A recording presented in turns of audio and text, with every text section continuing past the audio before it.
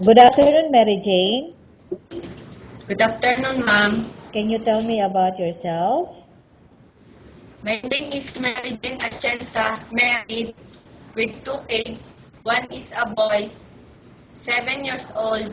One is a girl, 5 years old. Okay, I have few questions for you to answer, so let's start. Why do you want to work as a maid? I want to help my family. Okay, why you choose Malaysia when there's a lot of other country? Near in the Philippines. Okay, how are you qualified for this job? I'm responsible and hardworking. Okay, may I know what is your educational level? I'm a high school graduate. Okay, what is your recent experience?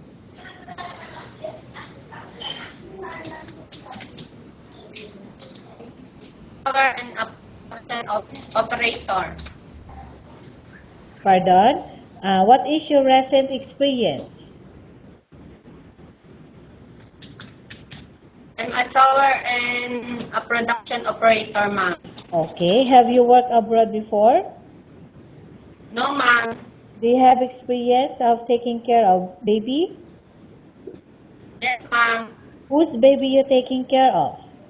My own child. Okay, how about elderly people? Yes, ma'am. Whose elderly people you taking care of? My grandmother. Okay. Do you have any other special skills? Like cooking, cleaning, and taking care of children. Okay, are you willing to learn new skills? Yes, ma'am. Are you willing to work with a family where the mother-in-law or any relative stay together? Yes, ma'am. Currently, are you still working now?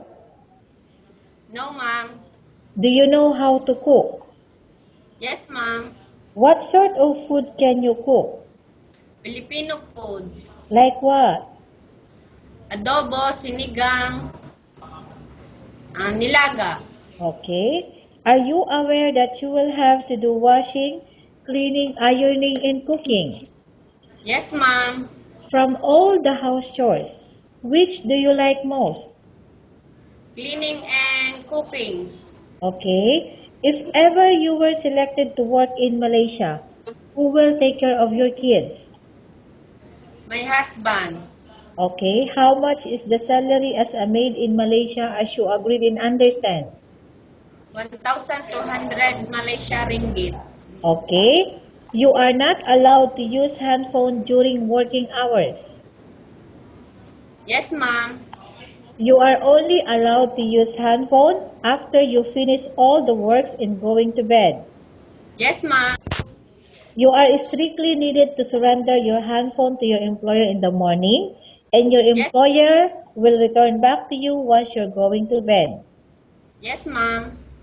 If ever your employer find out that you're abusing your handphone and it's affected your work performance, your employer will confiscate your handphone and you are not allowed to hold it anymore. Instead, your employer will allow you to call to your family 3 times in a month. You're only allowed to bring normal phone and you are not allowed to bring smartphone. The top up for your phone will be bear by yourself. Are you agreed for these terms and conditions? Yes, ma'am. Are you agreed for these rules and regulation for the handphone? Yes, ma'am. How many years is the contract as you agreed and understand? 2 years. Can you describe for me your ethics? I'm a honest and hardworking and Okay. dedicated. How can you assure to us that you will work hard in Malaysia? I obey all rules and regulations inside the house of employer. Okay. Can you promise not to use the telephone without the permission of your employer? Yes, ma'am. Can you promise not to put on makeup but to dress properly while work? Yes, ma'am. Can you promise not to invite friends and relatives without the consent of your employer? Yes, ma'am. Can you promise not to ask for advance salary from your employer under any circumstances? Yes, ma'am. Do you really understand of the rules and regulations of the agency? Yes, ma'am. Do you pay any placement fee for you to come to Malaysia to work as a maid? No, ma'am. Do you have any history of sickness, example breast cancer or any other illness? No, ma'am. Do you suffer from any skin diseases, allergy or physical defect? No, ma'am.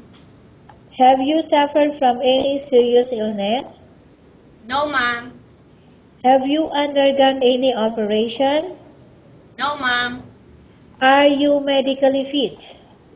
Yes, ma'am. Are you on any medication? No, ma'am. Are you allergic with any food? No, ma'am. Okay, Mary Jane, we have finished our question section. Let's go to case study. I have a case study for you and I want you to answer me truthfully, okay? Yes, ma'am. Okay. Upon arrival in Malaysia within 6 months, if ever any of your family members passed away, what will you do? Will you continue to work till finish your contract or you will go back? I will not go home nor I will finish my contract. Okay, Mary Jane, what do you want to tell the employer who watching your video right now?